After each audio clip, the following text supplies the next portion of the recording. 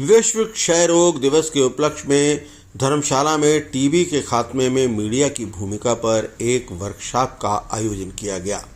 Zonal hospital धर्मशाला के नए सभागार में आयोजित इस वर्कशॉप की अध्यक्षता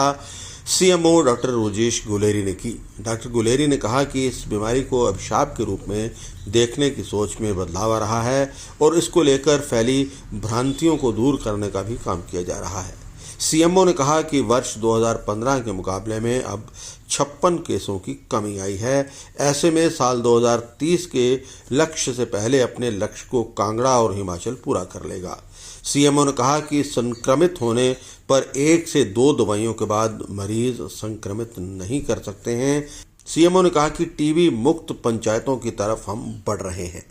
विश्व तपेदिक दिवस के अवसर पर जिला चिकित्सालय धर्मशाला के प्रांगण में एक मीडिया सहभागिता कार्यशाला का आयोजन किया गया। जो हमारा उद्देश्य है एनटीबी का,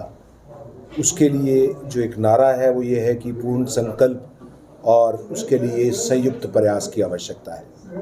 संयुक्त प्रयास में जन भागीदारिता सुनिश्चित करने के लिए और ये लोगों तक ये संदेश पहुंचाने के लिए कि टीबी की बीमारी पूर्णतया ठीक होने वाली बीमारी है और एक सामान्य जीवन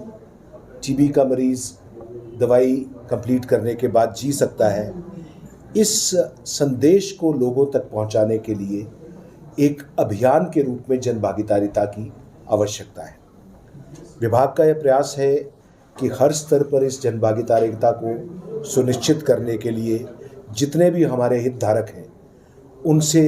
चर्चा की जाए ताकि इस विषय को एक जो अभिशाप से जोड़कर देखने की कई बार टेंडेंसी है उसको चेंज करके एक खुली चर्चा के माध्यम बनाया जाए। हमारे हर खंड स्तर पर भी इसके बारे में कार्यशालाएं आयोजित की जाती रहती हैं। अभी हमने ज़िला के जितने प्रशासनिक पुलिस अधिकारी हैं उनकी भी 2 दिवस की कार्यशालाएं कराई और आज एक बहुत उपयुक्त दिवस पर आप लोगों के साथ इस कार्यशाला कराने में विभाग को बहुत खुशी का अनुभव है, क्योंकि आप एक माध्यम हैं जिससे जो अच्छा काम हो पा रहा है और जो भ्रांतियां समाज में हैं उसको ठीक इन्फॉर्मेशन उसकी देने के लिए आप एक बहुत सशक्त माध्यम हैं और आप लोगों का हमेशा सहयोग भी रहता है। जैसे कि सस्टेनेबल डेवलपमेंट गोल्स विश्व में बनाए गए हैं और उसमें एनटीबी के लिए 2030 तक जो 2015 के बेस जो डेटा है उसके ऊपर 80% टीबी के केसों में कमी करने का जो एक टारगेट रखा गया था। ज़िला कांगड़ा में जो हम 2015 के बनिस्बत 2022 में जो हमने डाटा कलेक्ट किया था 56-57% केसेस की कमी आई थी और हम उस दिशा में बिल्कुल ठीक जा रहे हैं और 2030 से बहुत पहले हम जो डिज़ायर्ड ऑब्जेक्टिव हैं उनको पूरा कर लेंगे। जैसे मैंने बताया टीबी के मरीज़ के 2 आयाम हैं, एक लक्षणात्मक टीबी है और कुछ लोग हैं जिनमें लक्षण नहीं है फिर भी वो टीबी का कीटाणु अपने अंदर उनके अंदर पनप रहा है, या कई लोग हैं जिनमें लक्षण नहीं है फिर भी एक्टिव टीबी की बीमारी है। और टीबी में जो 85% केस होते हैं वो जो फेफड़े की टीबी है पल्मोनरी ट्यूबरकुलोसिस जो संक्रामक है, 15% जो एक्स्ट्रा पल्मोनरी हैं वो इन्फेक्शियस नहीं होते और जो संक्रमण भी होता है वो टीबी की दवाई शुरू करने के 1-2 खुराक के अंदर ही 95% जो है वो नॉन इन्फेक्शियस हो जाता है। तो इस 21वीं सदी में कोई वजह नहीं है कि हम इस बीमारी से डरें या इसकी वजह से दूसरे के साथ भेदभाव करें, मगर कमी वही है जानकारी का अभाव, और जानकारी का अभाव को की जो कमी है उसको पूरा करने के लिए मीडिया का बहुत योगदान रहता है। और मैं अपेक्षा करता हूं कि इस कार्यशाला में जो एक सार्थक चर्चा हुई है और हमने एक रोड मैप भी आपसे सभी लोगों से डिस्कशन के बाद बनाया है, तो मुझे लगता है कि आप सभी लोगों का विभाग के साथ सहयोग रहेगा और हम आने वाले दिनों में इस दशा में और अच्छा काम करेंगे। एक और बात, धीरे धीरे हम टीबी मुक्त पंचायतों की तरफ बढ़ रहे हैं। 816 ज़िला में कुल पंचायतें हैं। 2023 के साल में हम 165 पंचायतों को टीबी मुक्त घोषित करा पाए थे, जो पूरी पंचायतों का लगभग 20% बनता था। टीबी मुक्त कराने का मतलब ये है कि उस पंचायत में 1000 की जनसंख्या पे कम से कम 30 लोगों की टीबी की जांच हुई होनी चाहिए, और साथ में उन जांच में से एक या एक से कम प्रति 1000 केस पॉजिटिव आना चाहिए। 85% हमारा ट्रीटमेंट सक्सेस रेट होना चाहिए, और जो हर टीबी का व्यक्ति है उसको निक्षय पोषण योजना से और निक्षय मित्र से जुड़ा हुआ आना चाहिए। मुझे ये बताते हुए हर्ष है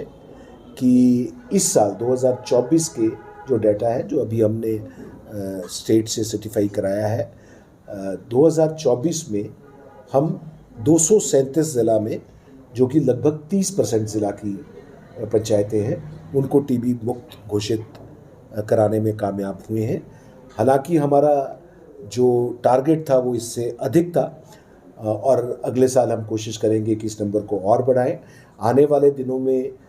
हम इनको, जो ब्रॉन्ज और सिल्वर कैटेगरी में ये पंचायतें आई हैं, इनको ब्लॉक स्तर पे सम्मानित भी करेंगे और इनके एफर्ट्स को रिकॉग्नाइज भी करेंगे। मेरा सभी आप लोगों के माध्यम से लोगों में ये जानकारी देना कि एक तो लक्षणात्मक टीबी है, और एक जो रिसेंट रिसर्च में आया है कि बहुत से लोग ऐसे हैं जो जोखिमपूर्ण आबादी में के क्लासिफिकेशन में आते हैं, और उनमें एक्टिव टीबी या लेटेंट टीबी होती है। हमने ज़िला में आशा वर्कर के माध्यम से एक सर्वे कराया दिसंबर के माह में, और ये पाया कि 2,60,000 लोग ऐसे हैं जिनमें ये जोखिम हो सकता है, वल्नरेबल पॉपुलेशन। हमारा प्रयास ये था कि दिसंबर के बाद 100 दिनों में हम उन सभी लोगों के एक्सरे कराते और ये जानते कि उन लोगों में कितनों में रिस्क फैक्टर्स हैं। तो हम अभियान के दौरान, क्योंकि ये चैलेंजिंग टास्क था, इतने लोगों के एक्सरे कराना, किसी व्यक्ति में लक्षण ना हो, उसे मोटिवेट करना, उसे कन्विंस करना कि वो एक्सरे आकर कराए, और कैपेसिटीज़ हमारी लिमिटेड थी, हैंड हेल्ड एक्सरे 1 या 2 ही थे। फिर भी हम 20% के आसपास लोगों के एक्सरे करा पाए हैं, और हमारे प्रयास जारी हैं कि हम आने वाले दिनों में इन सभी की टेस्टिंग कराएं, ताकि हम छुपे हुए केसेस को, और जो लोग ये रखते हैं, क्योंकि टीबी मुक्त की डायरेक्शन में बढ़ने के लिए हमें चेन ऑफ ट्रांसमिशन को तोड़ना है, कम करना है, और उसके लिए ज़रूरी है कि जिस व्यक्ति में लक्षण है या वो लक्षणात्मक है मगर वल्नरेबल है, तो उन सभी की जांच की जाए, अर्लीस्ट डिटेक्शन की जाए, और अर्लीस्ट इनिशिएशन ऑन ट्रीटमेंट की जाए। यही एक तरीका है जिस माध्यम से, और इसके लिए उचित जानकारी लोगों में होना, चाहे वो लक्षण की बात हो, चाहे वो वल्नरेबल पॉपुलेशन में की बात हो, और चाहे वो टेस्टिंग की फैसिलिटीज़ कहाँ हैं। ज़िला में 47 हमारे डेजिग्नेटेड माइक्रोस्कोपिक सेंटर्स हैं, 9 हमारे जो सीबी नेट साइट्स हैं, 13 हमारे ट्रू नेट साइट है, जिनकी मैंने सूचना आपके जो आज की कार्यशाला के बैग्स हैं उसमें पूरी डिटेल आपको साथ शेयर की है। तो मैं समझता हूँ कि आज की इस कार्यशाला के बाद हम और एक उत्साह से इस दिशा में अपने कार्य को आप लोगों के माध्यम से और सही सूचना के संप्रेषण से आगे बढ़ेंगे। धन्यवाद।